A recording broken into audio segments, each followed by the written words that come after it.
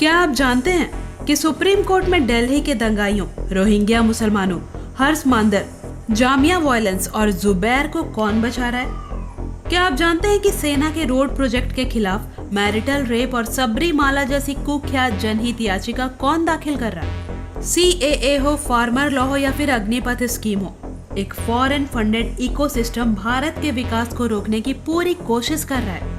उनका दूसरा लक्ष्य भारत और वर्तमान सरकार को अस्थिर करना है। आइए जानते हैं कि वे लोग काम कैसे करते हैं। वामपंथी छात्र संगठन आयसा, कम्युनिस्ट NGO और भारत के कुछ अन्य राजनीतिक दलों ने अग्निपथ योजना के खिलाफ विरोध शुरू कर दिया है। आयसा की VP कंवलप्रीत कौर एक NGO human rights law network की वकील है। इस फॉरेन फंडेड इकोसिस्टम NGO के संस्थापक सुप्रीम कोर्ट के वकील कॉलिन गोंजाल्विस हैं। देखिए कि वो किस तरह से CAA दंगाइयों, जामिया दंगाइयों, रोहिंग्या के डिपोर्टेशन के खिलाफ और यहाँ तक कि नक्सलियों के लिए भी केस लड़ रहे हैं। कोर्ट में उनका कमेंट देखिए।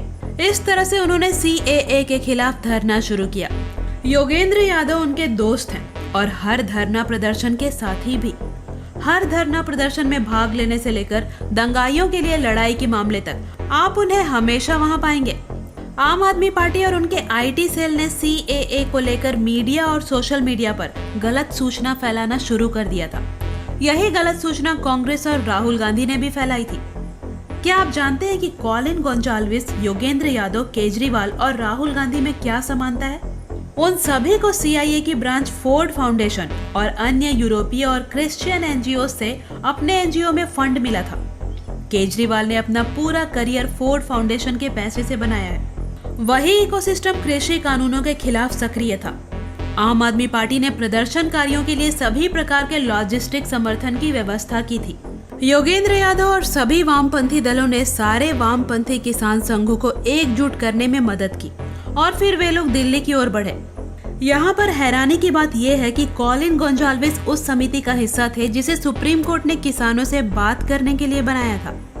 हमेशा की तरह इस विरोध प्रदर्शन में राहुल गांधी और कांग्रेस ने बढ़ चढ़ कर हिस्सा लिया। 4 धाम सड़क परियोजना के खिलाफ जनहित याचिका के साथ भी ऐसा ही है। जनहित याचिका दायर करने वाले रवि चोपड़ा को भी पूर्व में फोर्ड फाउंडेशन से फंड मिला था और फिर कॉलिन गोंजाल्विस इस महत्वपूर्ण 4 धाम परियोजना के खिलाफ वकील बन गए। यही कॉलिन गोंजाल्विस मोहम्मद जुबैर के लिए केस लड़ रहा है। वो हर्ष मांदर को भी बचा रहा है और 2020 के दिल्ली दंगों के मामले में कपिल मिश्रा, अनुराग ठाकुर, प्रवेश वर्मा और अभय वर्मा को फंसाने की कोशिश कर रहा है। अब इसी कुख्यात इकोसिस्टम ने अग्निपथ पर भी गलत सूचना फैलाना शुरू कर दिया है। आप कॉलिन गोंजाल्विस को बहुत जल्दी सुप्रीम कोर्ट में देखेंगे, साथ में कांग्रेस के कुछ बड़े वकीलों को भी। लोग पूछेंगे कि सरकार इन विदेशी फंडिंग के खिलाफ कोई कार्यवाही क्यों नहीं कर रही है। ये इतना आसान नहीं है। टाटा और N मूर्ति जैसे बड़े इंडस्ट्रियलिस्ट पास्ट में फोर्ड फाउंडेशन के भरोसेमंद थे। वे केजरीवाल के NGO सहित ऊपर के कुछ NGOs को फंड भी दिया करते थे।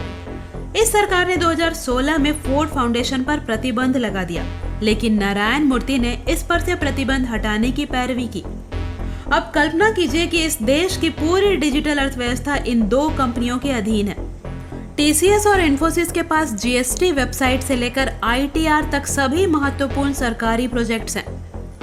आइए फिर से विदेशी इकोसिस्टम पर वापस आते हैं। हमारे देश में तथाकथित कार्यकर्ताओं, वकीलों, रिटायर्ड न्यायाधीशों, रिटायर्ड IAS और IPS, राजनीतिक दलों, तथाकथित पत्रकारों और इन्वायरमेंटलिस्ट्स, इन लोगों का एक जाल सा बिछा हुआ है। इस कार्टेल ने NGOs का एक जाल बना रखा है जिसे USA और यूरोपियन यूनियन से ह्यूज फंडिंग होती है। इस कार्टेल को क्रिश्चियन चर्चेस और गल्फ कंट्रीज से भी फंड मिलता है। वे भारत को अस्थिर करने की पूरी कोशिश कर रहे हैं। वे भारत को कभी भी ऐसे नए कानून बनाने की अनुमति नहीं देंगे जो भारत और उसके लोगों के विकास में मदद कर सके। इसके बजाय वे ऐसे कानून बनाने की कोशिश करेंगे जो स्वयं या उनके द्वारा फंडेड थिंक टैंक द्वारा तैयार किए गए हैं। For example, Colin Gonsalves marital rape पर कानून बनाने की कोशिश कर रहे हैं और ये कानून भारतीय पारिवारिक संस्कृति को बहुत बड़ा नुकसान पहुंचाएगा। मेरा आप सभी से अनुरोध है कि कृपया इसे ज्यादा से ज्यादा शेयर करें। इस इकोसिस्टम से लड़ने के लिए अधिकतम जागरूकता फैलाना पहला कदम है।